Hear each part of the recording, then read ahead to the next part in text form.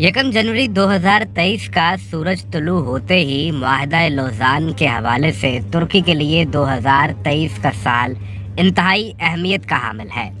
2023 में 100 साला मुआहदा लौज़ान तो अपने इख्तिताम को पहुंचेगा, लेकिन सबसे बड़ा सवाल एक है, क्या खिलाफत उस्मानिया बहाल होगी?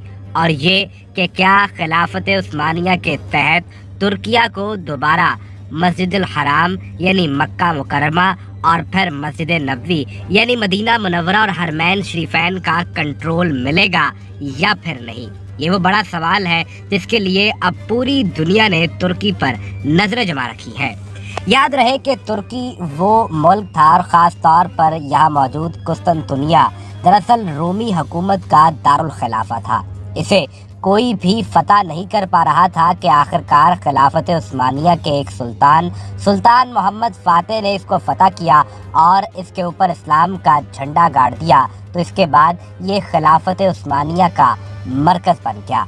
लेकिन सलीबी ताकतों को इससे बहुत परेशानी थी और मुसलसल उनके पेट में मरोड़ उठता था। आखिरकार जंग अजीम अव्वल में वो इस अमल में कामयाब हो गए कि उन्होंने तुर्की के हाथ पांव बांधे और इसे दुनिया के सामने फेंक दिया। इस सारे अमल को मुआहदा लौज़ान कहा जाता है। तुर्की को ये पाबंद किया गया कि वो 100 बरस तक खिलाफत दोबारा कायम नहीं करेगा। और देखिए कि सन 1923 से आज तक तुर्की में दोबारा खिलाफत कायम नहीं की जा सकी।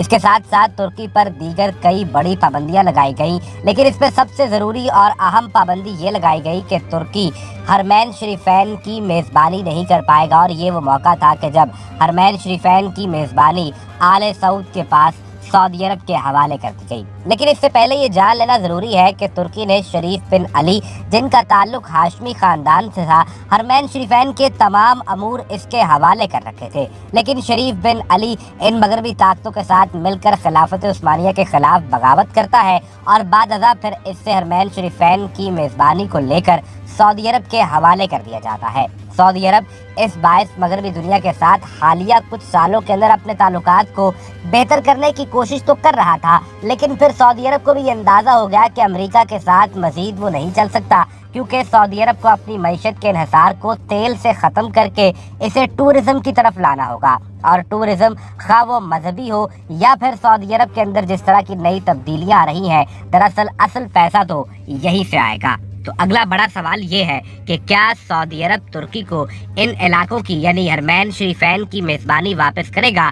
बज़ाहिर ऐसा होता नजर नहीं आता है। तो शायद यही बड़ी वजह है कि तुर्की और सऊदी अरब के आपसी ताल्लुकात कुछ ज्यादा अच्छे भी नहीं है, क्योंकि सऊदी हुक्मरान खानदान में बहरहाल ये सोच और खदशा तो मौजूद है कि तुर्की हरमैन शरीफैन की मेज़बानी को वापस लेने के लिए काम कर सकता है। और दूसरी जानिब तुर्क सदर रजब तैयब एर्दोगान, जो कि 2002 से मुसलसल इक़्तिदार में है, इन्होंने यूं तो तुर्की के सेकुलर आइन को तब्दील करने की बुनियाद रख दी है और मगरबी जमहूरी निज़ाम से तुर्की को निकाल कर अब इसे सदारती निज़ाम की तरफ ले आए हैं। और ये वाज़ेह तौर पर होता हुआ नज़र भी आ रहा है। तुर्की के सदर रजब तैयब एर्दोगान का अगला कदम तुर्की के सेकुलर आइन को तब्दील करना है और फिर इसके बाद खिलाफत की तरफ जाएंगे, या कम अज़ कम तुर्की के अंदर पूरे इस्लामी निज़ाम को कायम किया जाएगा।